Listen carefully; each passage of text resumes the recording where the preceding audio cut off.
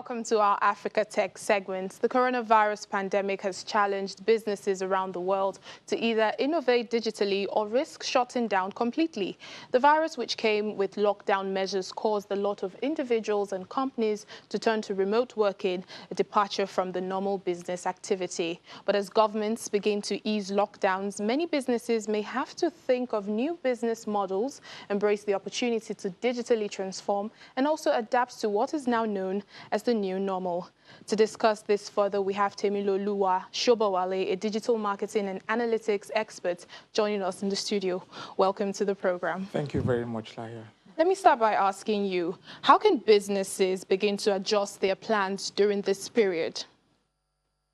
Well, basically, this period has changed most of the normal that we have. Yeah. And businesses need to have a way to move. But I would suggest that because it was a fast move, you have to plan what you need to do. You have to prioritize. You have to know what the gaps are. You have to know what the opportunities still in your business are or where you want to go to. Then you decide what are the digital tools that you want to achieve, because there are lots of them. But you have to prioritize and, okay, this is what I want to do. You look for the exact tool that will deliver that for you. Then you start from there. Now, so you take the first one, you take the second one, gradually over time.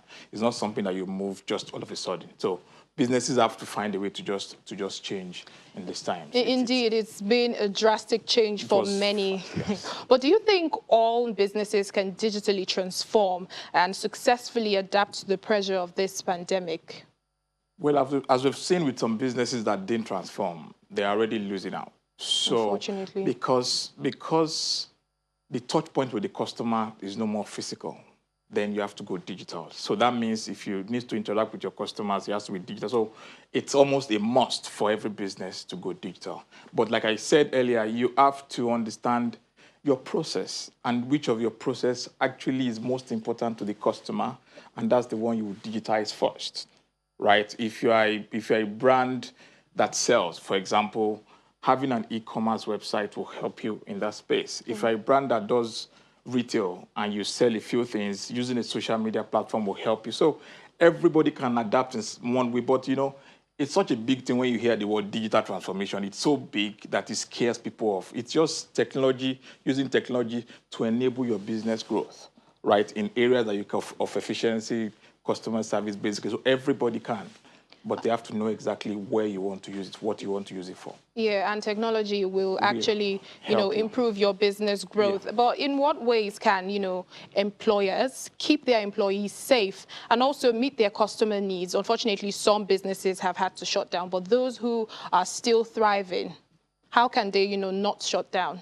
Okay, first of all, there are two questions there: how to keep your employees safe. The first thing about keeping employees safe is there are guidelines, isolation and things like that are the standards which you keep your employees safe at this time. Now, and that's why you see people do lots of remote work and things like that. So employees are already being kept safe because of this, right? Most people are working from home. So the distancing rules and all of that are being adhered to, basically. And that's there. But talking about meeting your customer, you have to do something called journey mapping of a customer to know where and what do they do, for example. So if you run a B2B business and you want to use social media, you don't have to start like, I don't want to mention names, but there are some websites that are meant for retail. There are some that are meant for business to business. Well, some are for business to business. So you have to know exactly your target audience, who your customers are, right? And how they want to interact with you. Because, for example, I know organizations in Nigeria that have built very big platforms that has lots of functions. I only use 2 out of about 200 of the functions. So the remaining ones are just a waste. So you have to prioritize and understand my customer journey is XXX. They check me online, they use my chat, they use this. There's no need for you to go all the way. Just start small because, again, 20-80 rule, you can do 20% that will give you an 80%, and you can do 80%. That will give you 20%. And that's what happens that you see. We've done all of these transformation, but the result is small. It's the wrong transformation you are doing. It's the wrong technology you are using. It's the wrong audience, and it's the wrong customer need you are appealing to. All right, let's talk about post-pandemic, because we do hope all of this ends soon. How can employers of labor better position their businesses for the new digital normal? To start with, if you're going to go into new digital normal as a business, you have to reevaluate who you are.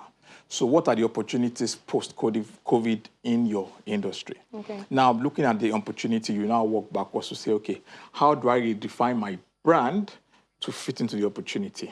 Then if you know how to define your brand, you now go back to your strategy to say, okay, based on this new brand I'm pushing out, this is what my strategy will look like, right? From the strategy point of view, you now go to your tactics. I'll post this and this. I will improve my web presence.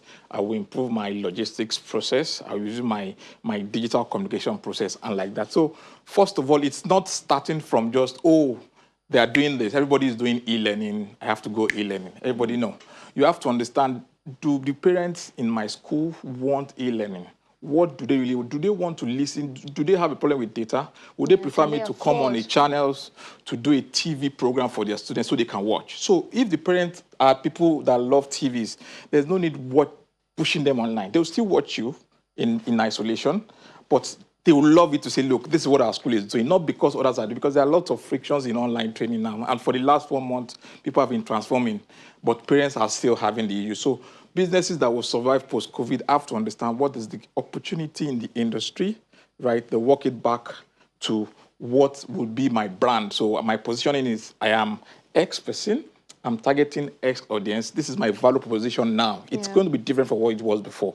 Then you move back to say, okay, based on that, my strategy is I'll spend advertising, this, then tactics will move out. So it's going to be totally different. It may be the same thing remodeled. It may be a totally new thing, but you have to be ready for the change. Basically, businesses should, find what works for them. For them now, based on the industry and the needs. Yes, Mr. Temilolu Sobowale, digital marketing and analytics expert. Thank you so much for speaking to us. Thank you very much. Thank you for having me.